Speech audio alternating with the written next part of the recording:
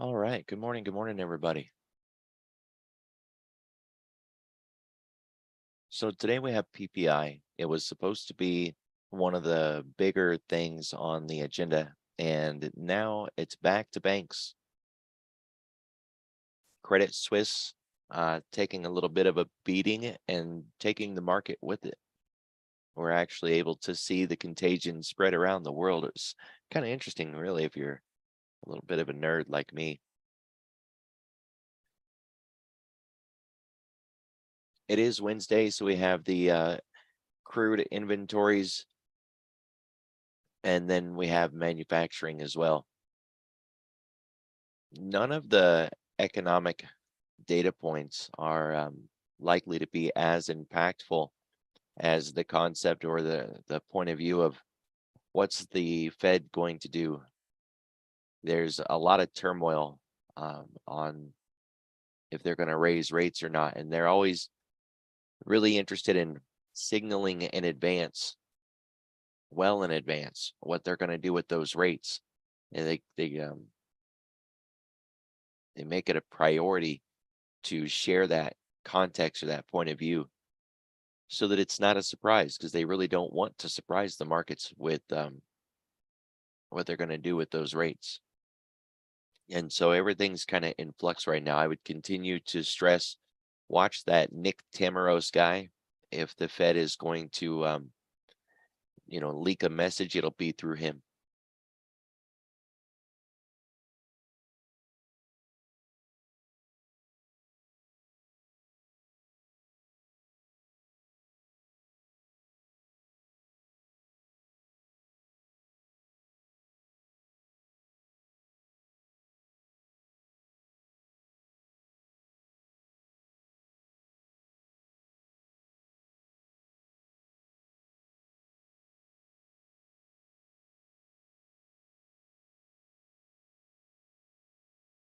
All right, if we're looking at crude, we are down into that lower end.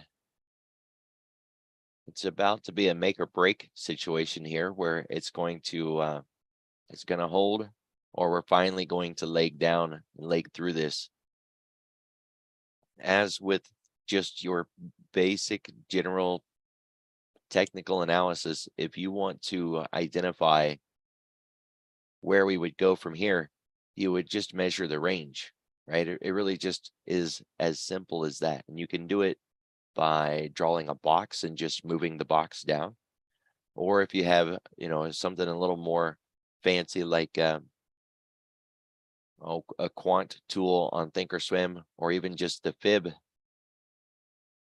then you can project and then go in and just change the fib lines. For a regular range that we would measure, you want, say, 50% and then 100% of the move. So, just go in and add those curves. 1.5, 2.0.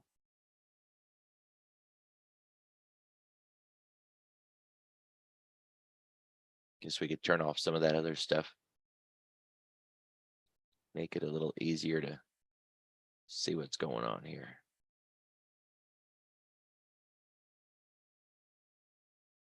All right, so you're looking at 64.10 and 58, basically, we just round up a little bit.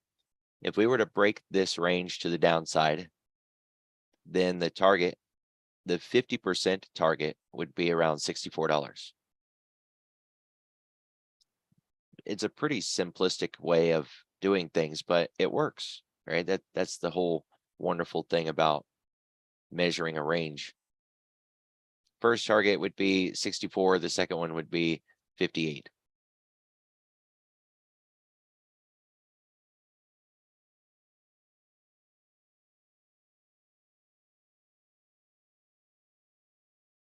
So Hong Kong closed inside day. They closed before this situation with Credit Suisse really started to spread around the world. Still open in Europe, and we are inside day breakout, expanding sharply to the downside. It's not a Haramni perfectly, but it's looking pretty good.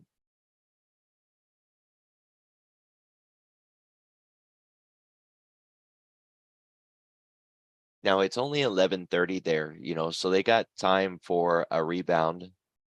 Not to say that, that we're going to actually get one, but most of this is sentiment driven at the moment, right? It's not like when, airplanes were falling out of the sky or when a ship was stuck in a canal, some physical thing that was interfering with the markets. Right now, it's just sentiment. So this could very easily flip back in the other direction.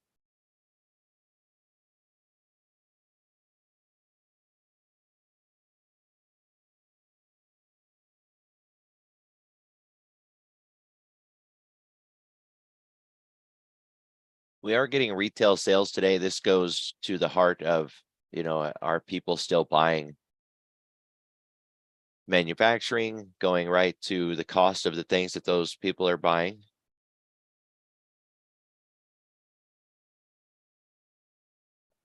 And then petroleum goes directly to inflation, right? When we were talking about that yesterday, crude moving to the downside is disinflationary.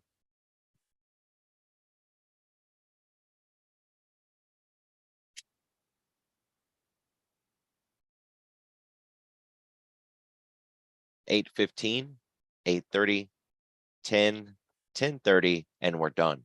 Right? Once we get past 10:30, we really don't have anything else getting in our way for the rest of the day. So if you're thinking about, the 0-day trades or just taking advantage of a quiet afternoon for some decent trades, there you go. Nothing in the afternoon that should get in our way. Volume's heavy this morning. This is the cumulative volume. We look at it every day to kind of gauge the level of participation in the overnight hours. Generally, it runs between the lower 100, and say mid to upper 100 for a pretty rowdy day. And today we're sitting at 290. So, lots of volume, lots of activity, lots of participation. It is worth mentioning that the March series contracts still exist and that some of this volume could be that, right? Some of it, because we can see 151,000 so far this morning. And the active contract is sitting at about 413,000. So, it's about a quarter of the size of our volume today, right? If we were to compare one versus the other, that's not an insignificant amount. So some of this is just the March series or the roll out of the March series, right? Because obviously I'm not on the March series, but if they're rolling out of March and into June, it's going to be a part of this volume that gets picked up. Unfortunately, it doesn't do open interest, because that's more of a once a day kind of metric. But Thinkorswim does do that. If we were looking at regular volume, we could bring in open interest on the futures and see, that great increase.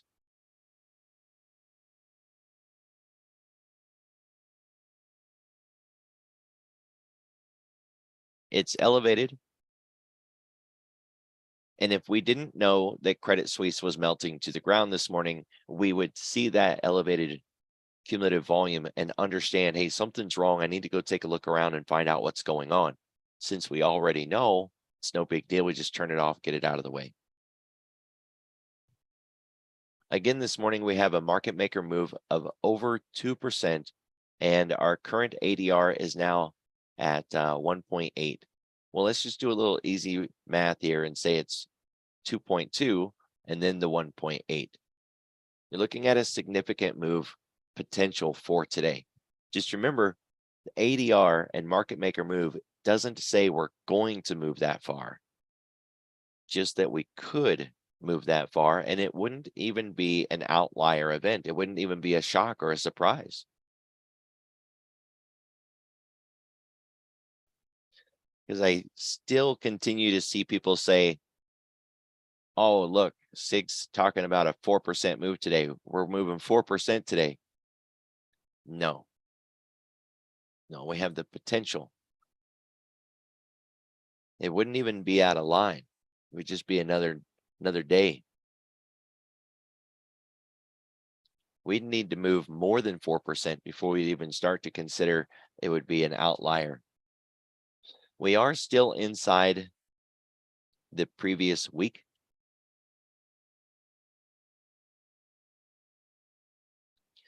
Not by much.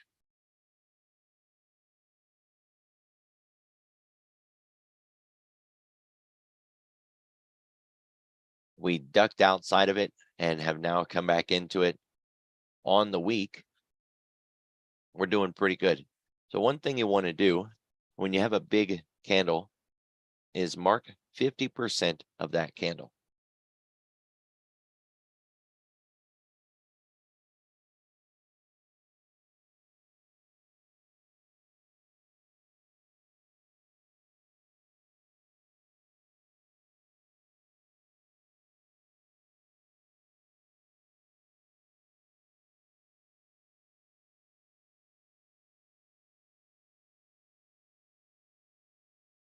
There we go. I don't think we can miss that. If we're going to maintain this move that we had from this round and this move to the downside, we need to stay below that 50%.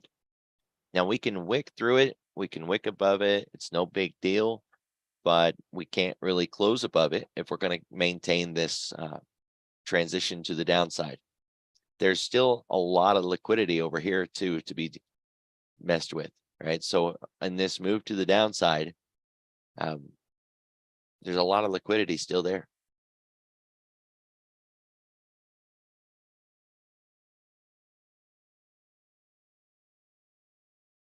Getting through 3,900 into 3,850 and then down all the way to the bottom of all of this trash, 3,800, would not be an easy run, right? It's going to be a difficult, nasty trip. Lots of stops and starts, very likely.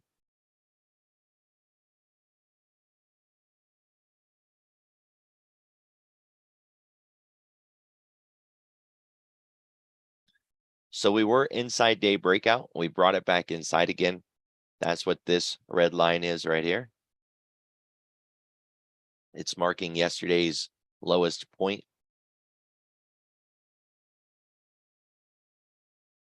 If we do maintain this inside day breakout, should we come back down and get below it, then we're going to focus on this Globex low, 3870. And below that, we'll focus on the previous week's low, 3846, and then the low of Monday, 3838. And that should get us down pretty close to that 3831 cog line, and then 3811, then 3800.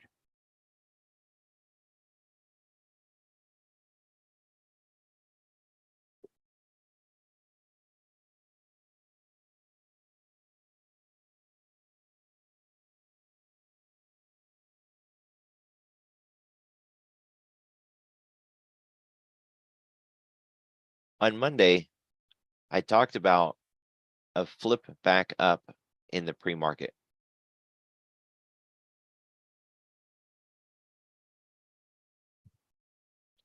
Mainly it was from Thursday into Friday and then through the weekend with all of that really heavy negative sentiment,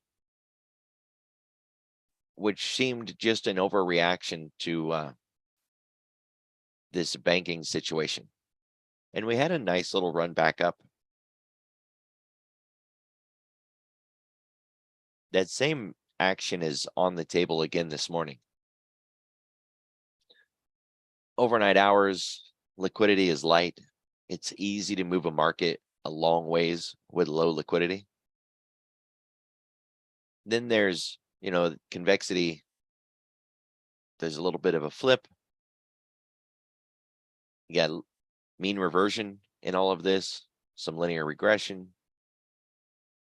dot plot, least square methods. There's the mean to be considering. So we could just as easily just rebound right back up again. And it wouldn't take a lot of change in sentiment to do that.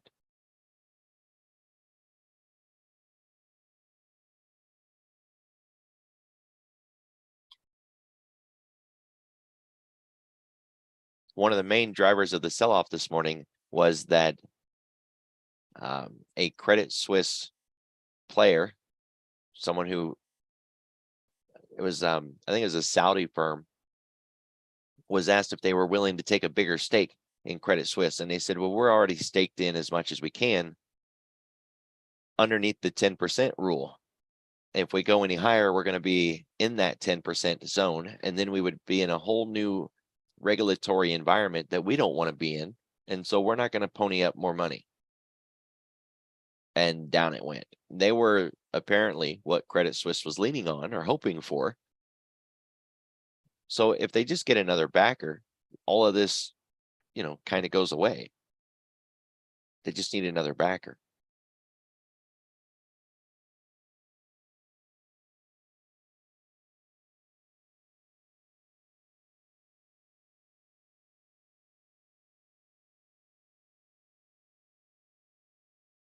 $10-day, 30-minute volume profile. We're underneath the point of control. We made it up to it, but we just couldn't get through it. 39.50 is that zone. We very nearly have a new point of control on the TPO, which is this blue profile over here on the right. TPO is time price opportunity, and it looks very similar to a volume profile, but it's not a volume profile.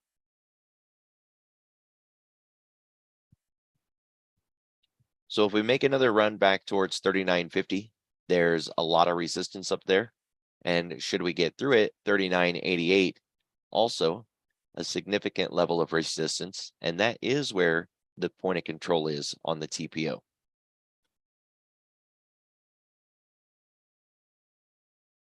When we're at the low, we expect to go to the high. When we're at the high, we expect to go to the low.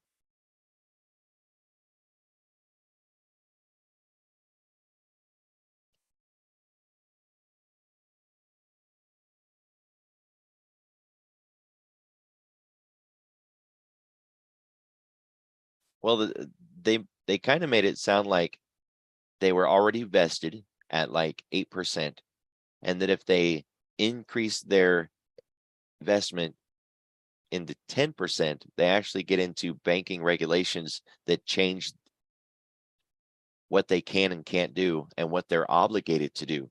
So they don't want to step into that 10% zone. It's not the idea that they didn't really want to pony up the funds. They just didn't want to have more regulatory oversight. Yeah, it does sound right. It sounds exactly right. Who wants more oversight?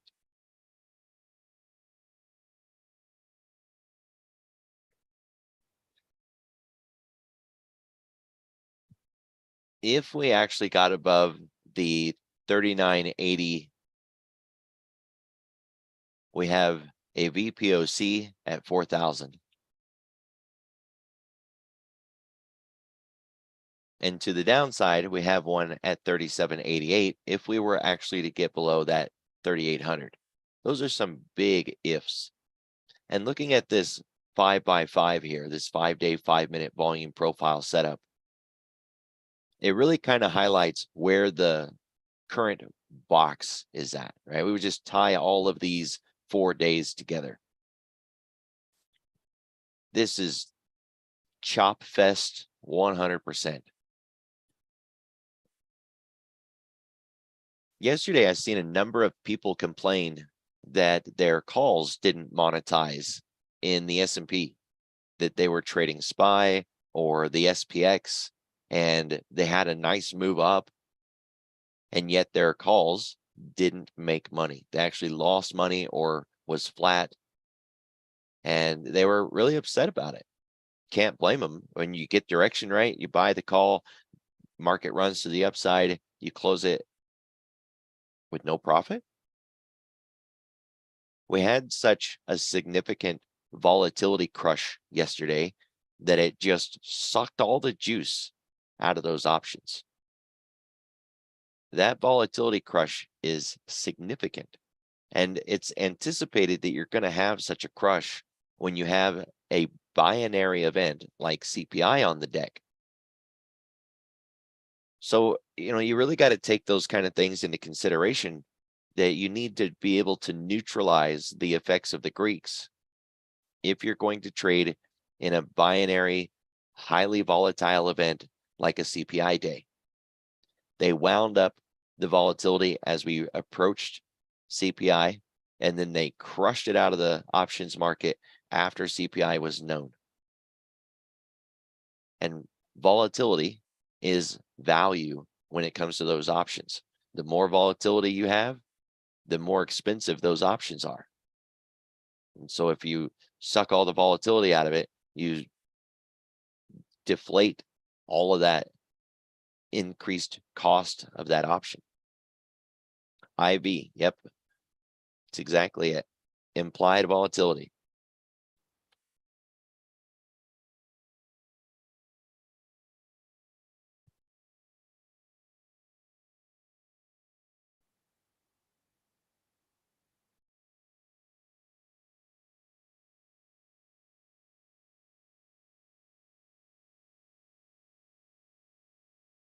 You can see how they ramped up the volatility, and then the CPI came out and they crushed that volatility.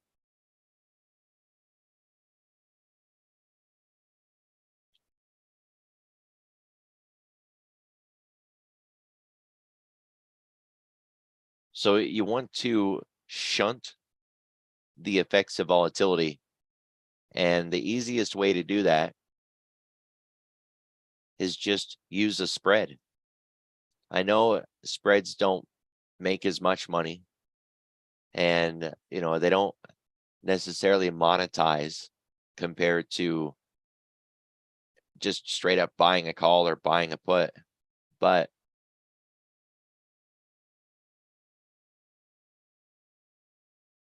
it does allow you to neutralize the effects of the volatility in some minor form. Think about a debit spread where you buy one and then you sell one, right? Like 386 and 390. It's a $4 wide spread.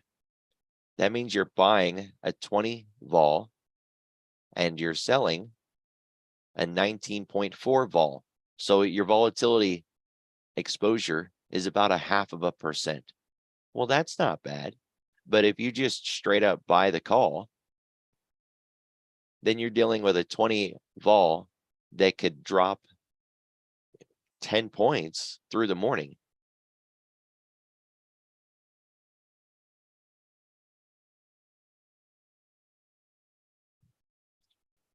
For every point that it drops, it's another 20 cents. So you could watch your option just evaporate.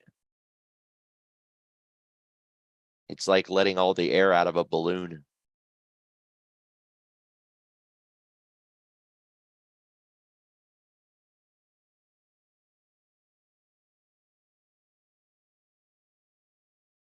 Oh, I'm sure that a lot of the move yesterday was part of a short covering rally. Right? Spot Gamma has a lot on that. And Tier 1 Alpha, I believe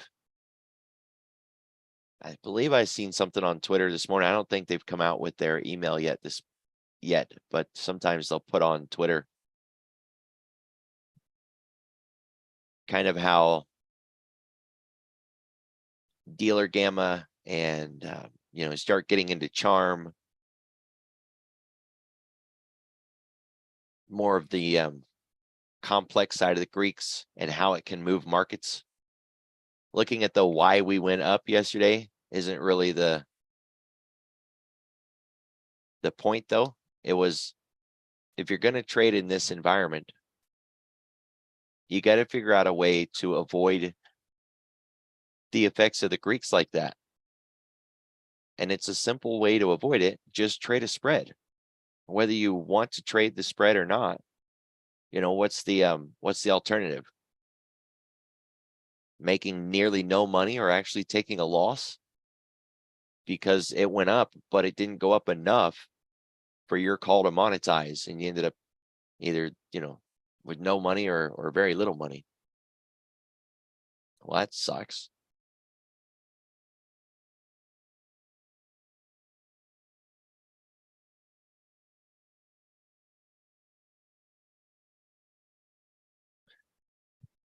It's important to note that we've already moved the ADR for today. We've made that. It's done. So we've already done the 1.8. And it's a full ADR, as we started at 39.50. Half the ADR would be 39.18. The full ADR would be 38.84. So we've made all of that. It's done. The next thing that we're looking at is the market maker move, which is actually down a little bit from when I started this. It was more, right? It was like 2.15 when I started streaming, and now it's only down to 2%. So it is unwinding a little bit, but we still have the potential for a 2% move from right now until the end of the day, and it still wouldn't even be considered an outlier event. So look at where we are right now, down 1.74%, and then just take another 2% off the chart. That move would be in line with just another day at the office.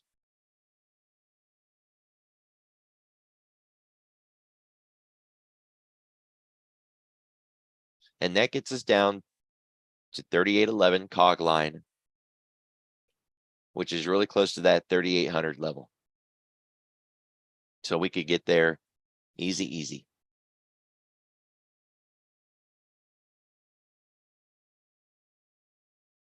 Also worth noting,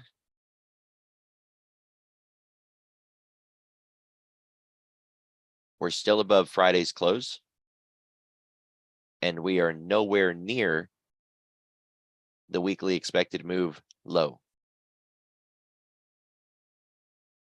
So in the grand scheme of things, we haven't done anything. We're in the same spot we were Friday at the close.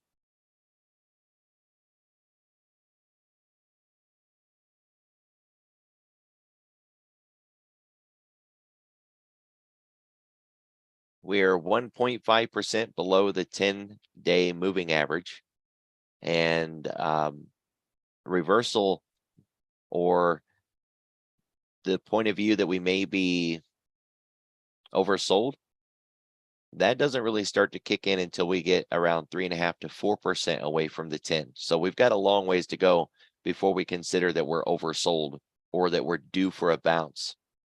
Right? We're not oversold. We're not due for a bounce. We haven't traveled too far too fast.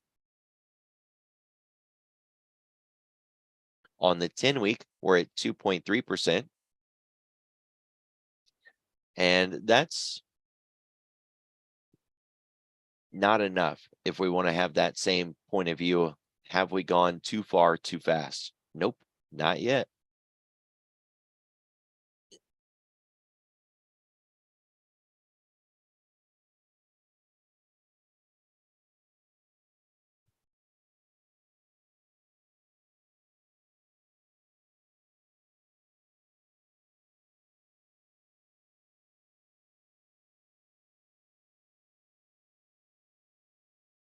So the XLF this morning, looking at the bid and the ask, is at 31.33.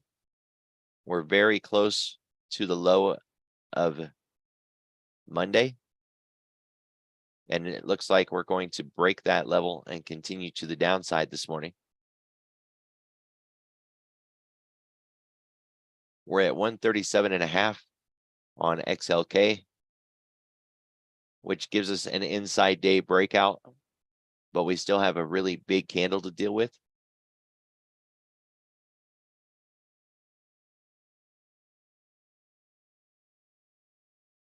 And the XLY is just really so wide that it's basically worthless. It's about $1.70 in that spread.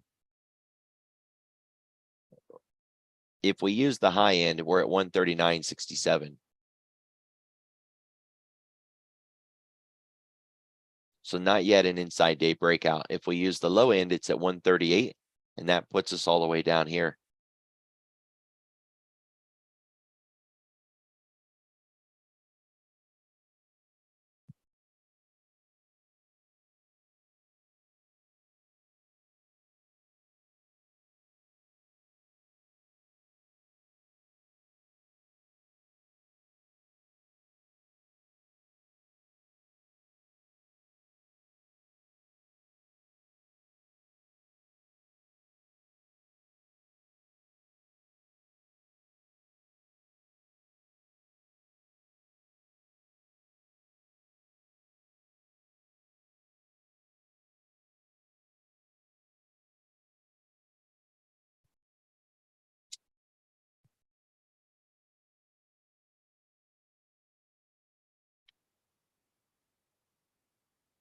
So they're calling 3,800 the put wall. It's really important to recognize if we get on the other side of that 3,800 put wall, the acceleration could drastically increase. They'll start selling into the selling. They'll do that to try to maintain a delta neutral posture. But it really fuels the downside move when they do that.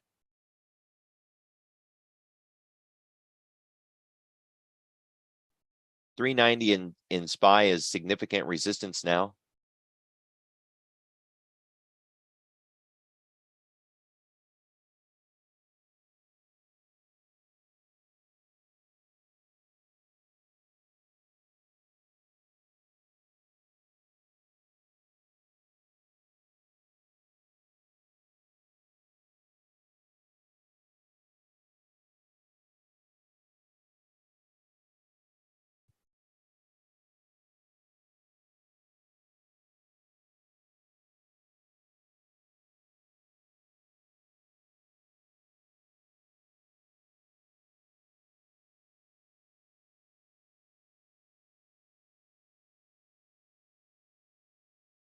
Now they're continuing to stress that IV is very likely going to remain elevated. So it goes right back into that talk about buying calls and buying puts. Options are overly expensive right now. So if you're going to try to day trade options, use a spread. Just negate or shunt that volatility decay that could easily come out of this market if we begin to rally, and suck all the value out of your options. You can avoid that by just putting on a spread.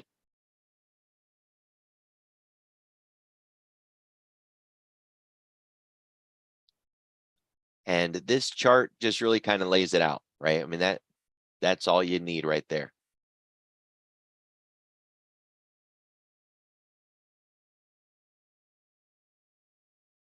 I like how they got it all colors schematic like that.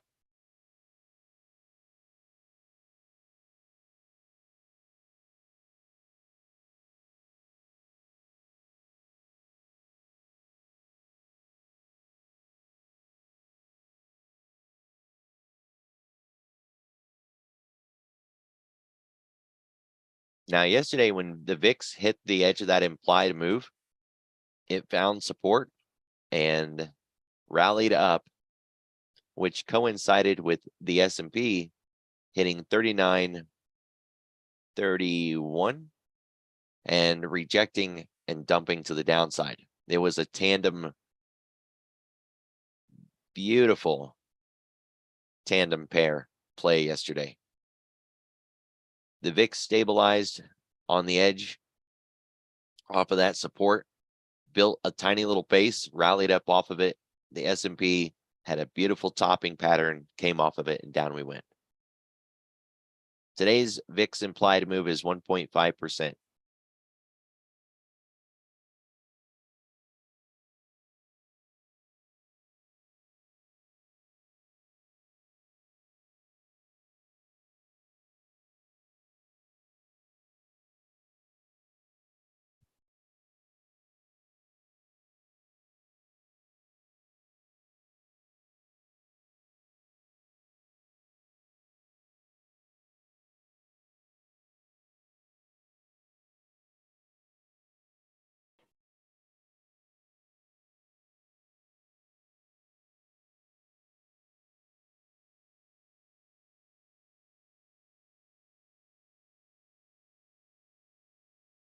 Now, last week, I pointed out a TRB setup in Tesla, and we didn't get it. I had two scenarios that we were going to hold the range and begin working our way back up, or that we were going to continue the breakdown and we had measured moves lower. So it was going to be one of those two things.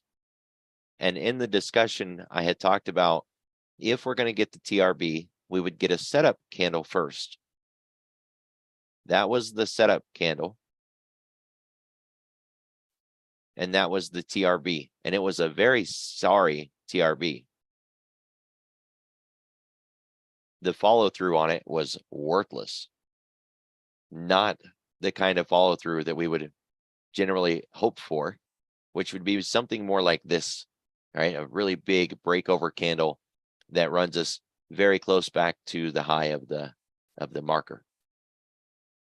This was a perfect setup for that machine gun pivot reversal, and we didn't get that, right? We never made it above this day, which would have triggered it and fueled the fire to get above the next one, and then the next one, and then the next one, and the next one.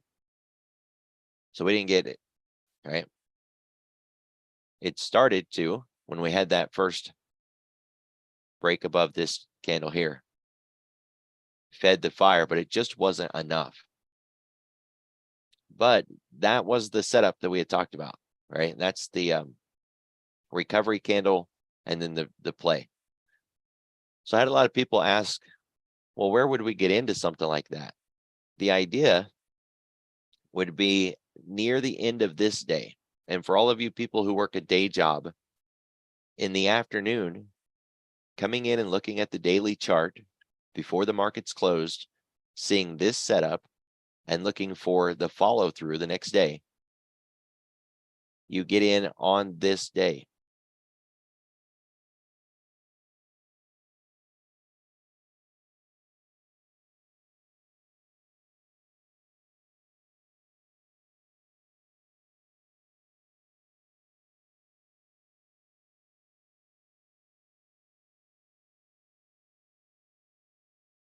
Still, that one was a dud. The follow through, the breakover, not impressive. Just wanted to point out what it does look like. You know, the recovery candle kind of comes in all shapes and sizes. It's never a perfect thing. But it was there. Not much follow through. And looking at it in the pre-market this morning, we're not going to continue to get that follow through either.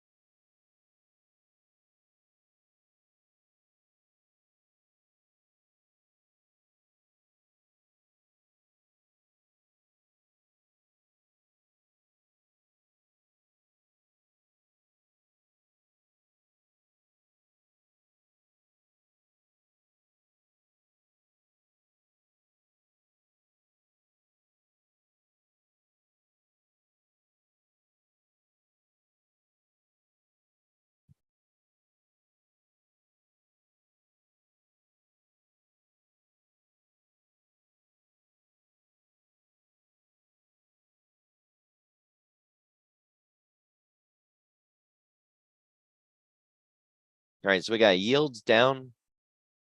We got front end on the bonds up. US dollar Japan down.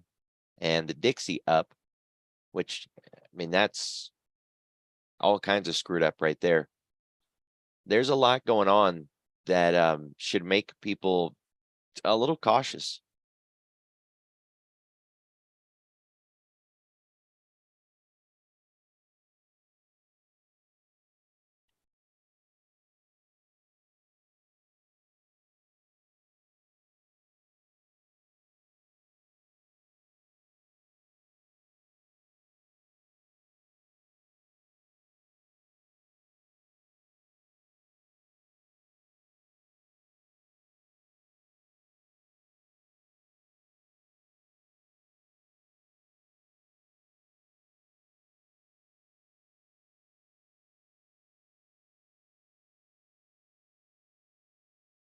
All right, so we're looking at Bank of Japan 10-year or Japan government bonds 10-year.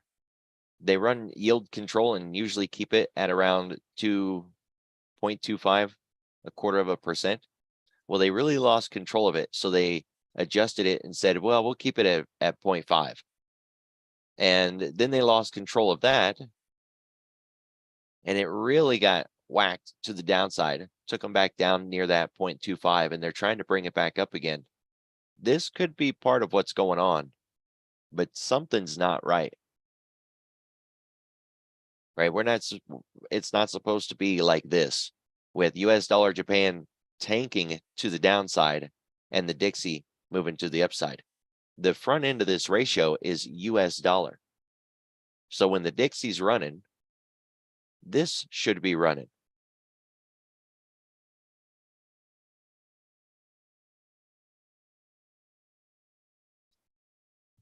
We can see here US dollar Canada. US dollar is the front end of the pair. The Dixie's running. This is running.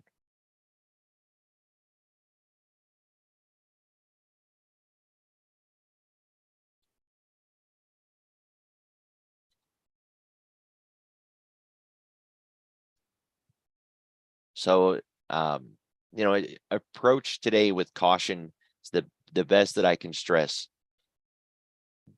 You're not going to be able to just look at the dollar and run some inverse correlated pair with the ES saying, oh, well, the dollar's going up, the S&P is going to go down.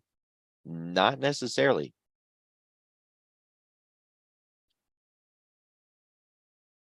We are seeing yields down and the S&P down with it.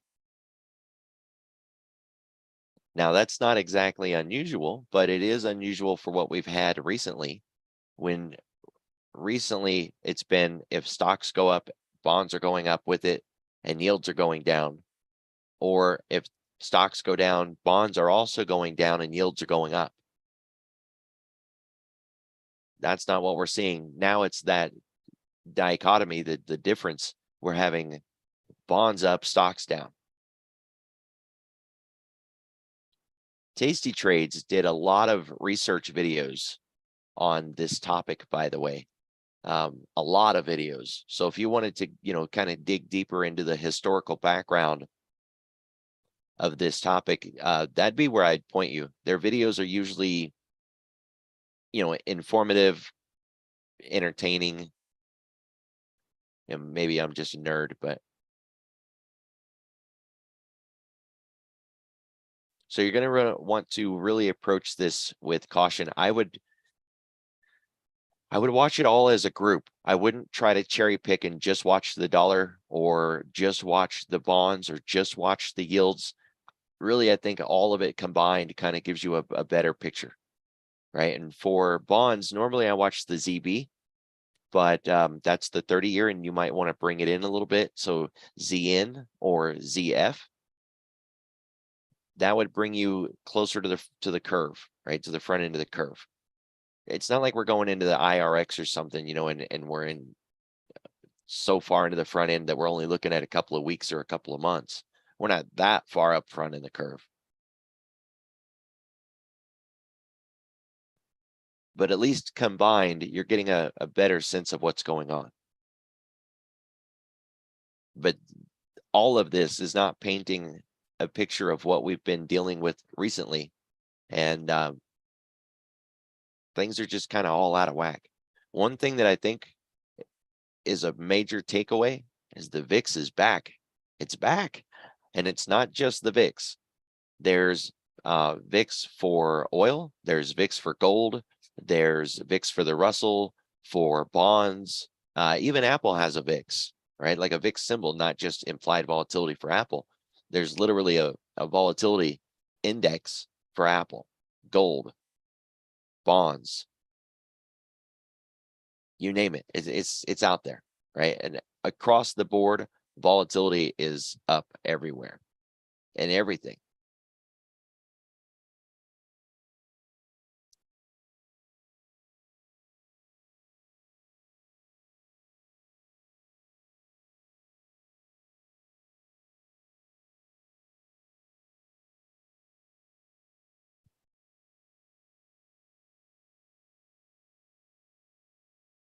So what we're looking at here is the VVIX. Consider this volatility of the volatility index. Think of it as implied volatility for the volatility index. It's not that, but it's the easiest mental thing that I could give you. Volatility within the volatility index is up. Now, granted, it is, it has come down a little bit this week, but it's still up. We were at some like historic lows. And over the last few days, you can see volatility within the volatility index has gone up significantly.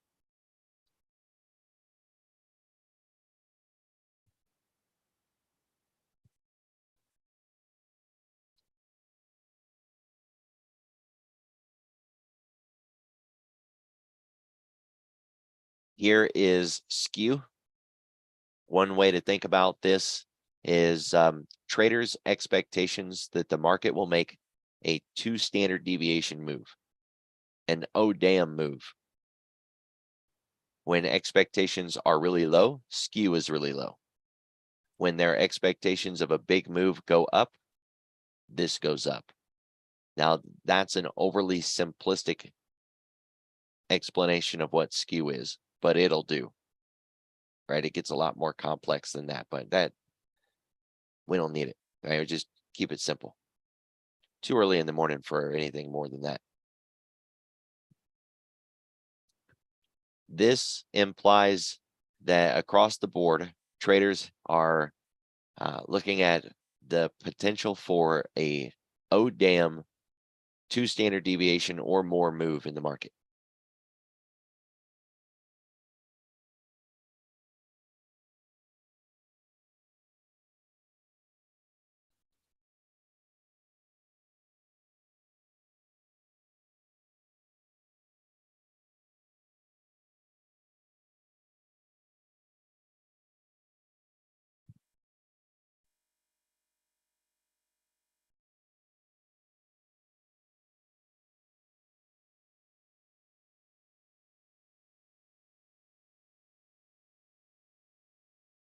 On a lot of these names, like Google,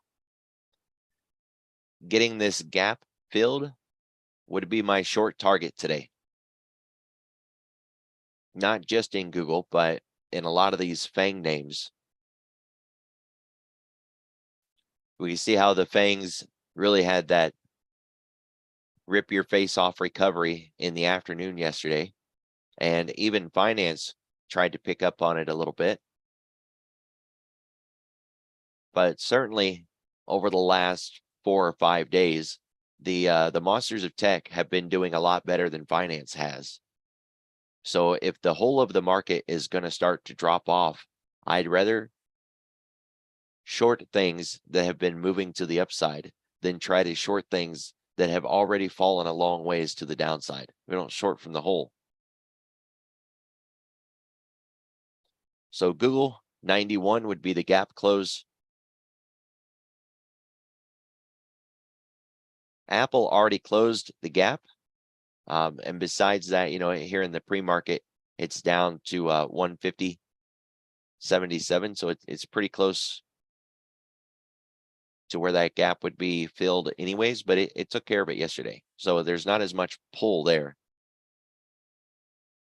Microsoft still has that gap. Looking at 254.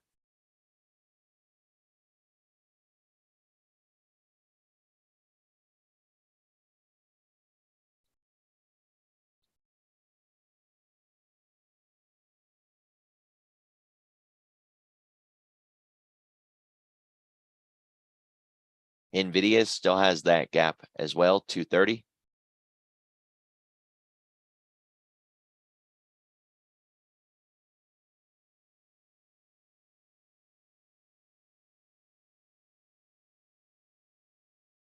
And so does Amazon. It moved to close that gap, but it didn't get it closed. So 92.5 on Amazon. Now the discussion about that volatility, if you're moving into the put side of things instead of the call side of things, You don't necessarily need to have that spread like we were talking about. If you're buying calls, using a call debit spread to shunt the volatility crush is a really good idea so that you don't get vol crushed. But when you buy a put and volatility expands as price falls down, your put is expanding even more because it's getting filled up with volatility. Don't shunt that. Don't block it. Let it happen. Let that option swell up in volatility so that price goes down, the value of your option goes up, volatility goes up, so your option goes up even more. It's a bonus, right? So trade the puts naked, just buy a put if it's, within your price metrics, but use a call debit spread if you're going to run it to the upside. That way the vol crush for a long trade doesn't rip your call apart, but the volatility expansion on a put trade will help monetize your puts.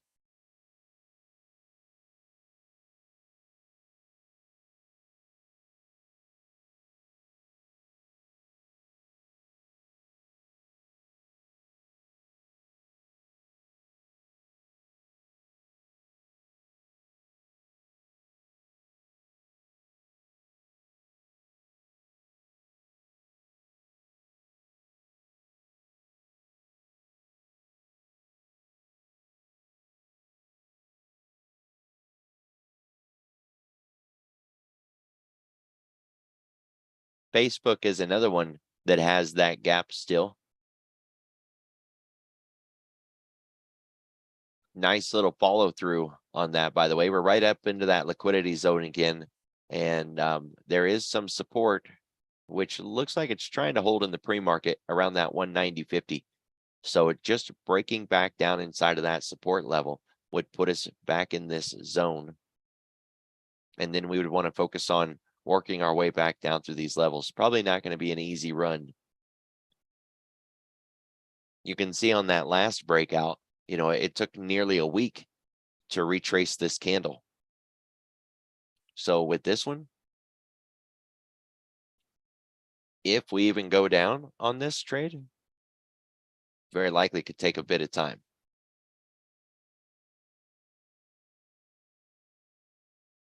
The thing is with Meta, keep your eye on the news because it's going to tie in with everything that's going on with the TikTok and right. It's all part of that situation. Makes it a lot harder because it's not just what's happening on the chart.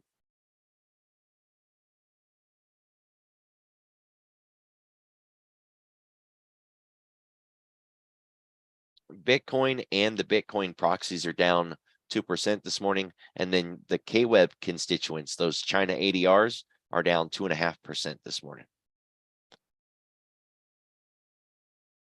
So that minor short covering rally into resistance yesterday failed to get through that resistance. And now the whole entire market has taken the backhand.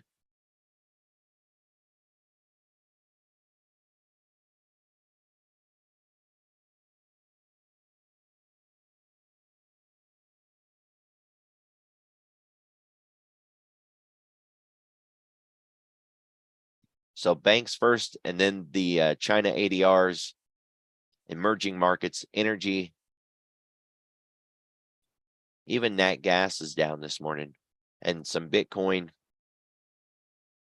pretty much across the board, which lines us up for that high correlation coefficient that I talked about earlier in the week.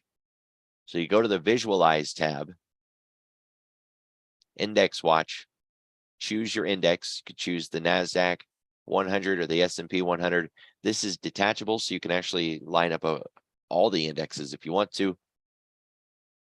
Issues are companies. So if it's the NASDAQ 100, there are 100 issues. And you're looking for a high correlation coefficient. If there's 100 names, you want to see 97, 98, 99 names all doing the same thing. 90 is not enough. 92, 95, not enough. You need 97, 98, 99, even 100. You get all 100 names moving in the same direction.